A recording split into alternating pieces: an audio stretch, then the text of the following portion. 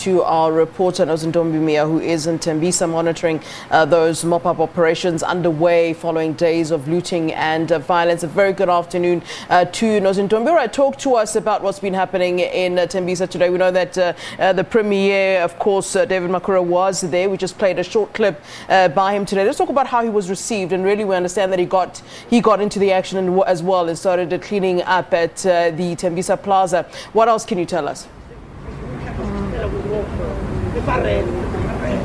Thanks so much, Flo. You're quite right. Where we're standing right now, we're standing right next to a mall called Birch Acres Mall. And it's literally less than 2 kilometers away from where the Premier was a bit earlier this afternoon, earlier today. And what we're seeing here is we're seeing a community of people, residents here in Tembisa, who've been emphatic, saying that they're going to guard their mall, this Birch Acres Mall. The temperatures have dropped, Flo, so it is a bit chilly, and they've decided to light a fire to keep themselves warm while they stay vigilant and maintain the safety and security of their mall. They've been ensuring that they monitor all the people who have been coming in and out of this particular section. Elizabeth, earlier I spoke to one of the residents and asked them how are they ensuring that the taxi drivers themselves have not been paid to bring in other people.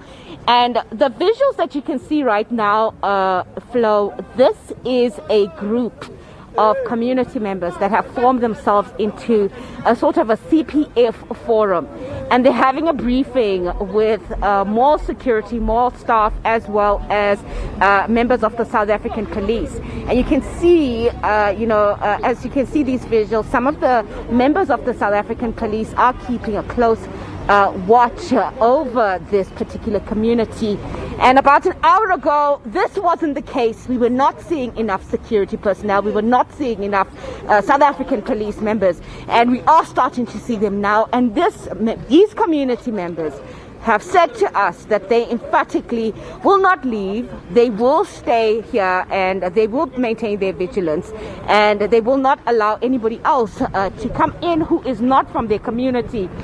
And Flo, just to go back to the issue about the community member that I spoke to earlier, who was explaining how they're letting the taxis in and out, and they're saying that they're trying to make sure that in each and every single one of the taxis, not more than 2 or 3 males are allowed to be inside those taxis, to try and make sure that the taxi drivers are not bussing in people from outside to come in.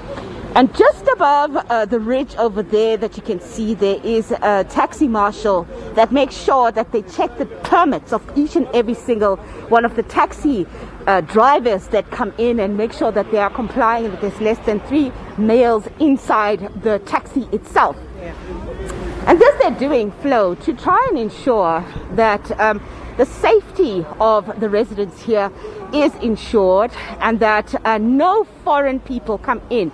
And you'll recall that on Monday, the community members here had scuffles, running battles with people who they say come from this nearby squatter camp here, which they call the Winnie Mandela squatter camp. And they're saying that people from there, youth from that squatter camp and from surrounding areas, were trying to encroach on their territory and trying to come into this particular community.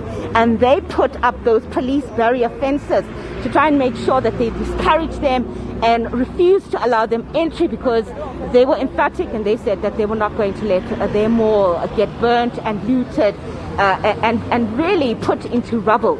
Yeah. And when the Premier was here a little bit earlier on, he did interact with some of those community members, and they did quite a decent cleanup operation.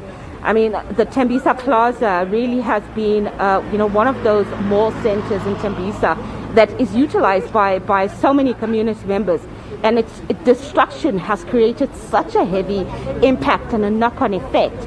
And to discover that 6 people had lost their lives at the Tembisa Plaza surely is adding to the negative morale of the community in this area. Flo. Yeah. Nozintombi, you talk about some of those scuffles, and in fact, as I was looking through some of the people that were reporting that are, some of the residents of Tembisa, I saw some, even tweeting about the fact that they'd heard some gunshots and that there'd been some violence, I think it was a day or so ago, and I wonder if all of that has sort of calmed too. I mean, apart from the looting that we've obviously been reporting about and talking about, I wonder if, there are still any sort of tensions within Tembisa. All of that is relatively calm at this time. Yeah. You're absolutely right, Flo. It is tense at the moment. I mean, the fact that you can see that these residents are basically camped here, have lit a fire to ensure that they keep each other's spirits up, is further testament to how tense the situation remains. And I'm just going to ask my camera colleague, Tembisa, to just do a pan and show you where the garage is. And this garage here has been absolutely looted. It's called the Cecil Garage, and if you can see that Cecil Garage, it's got police cordon off, they've got police cones. That garage was completely decimated. Looters went in and took absolutely everything. It's not servicing the community. This garage and a garage that's about 3 kilometers down from it they were absolutely ransacked and looted, and the community here is now having to go further distances to try and access petrol for their cars.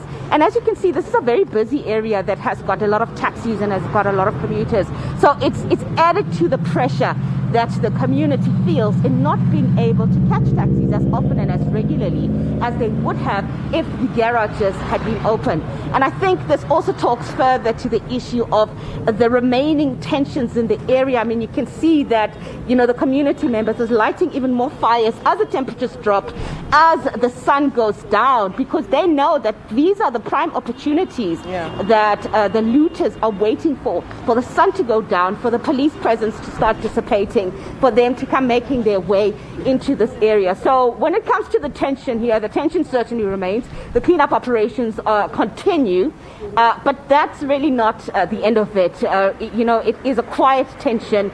We did see the CPF forum here having a meeting with the police as well as more security. So that talks to their worry about what they expect to happen. It is a Friday night. They are expecting that by Friday night and leading over the weekend that it will certainly be tense.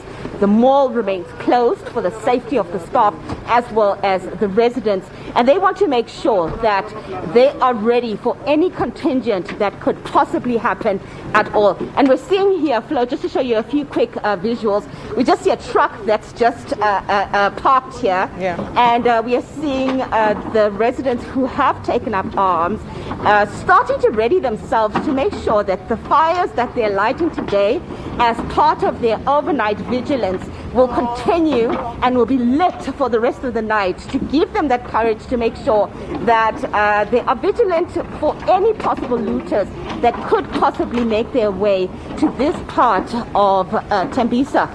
Flo.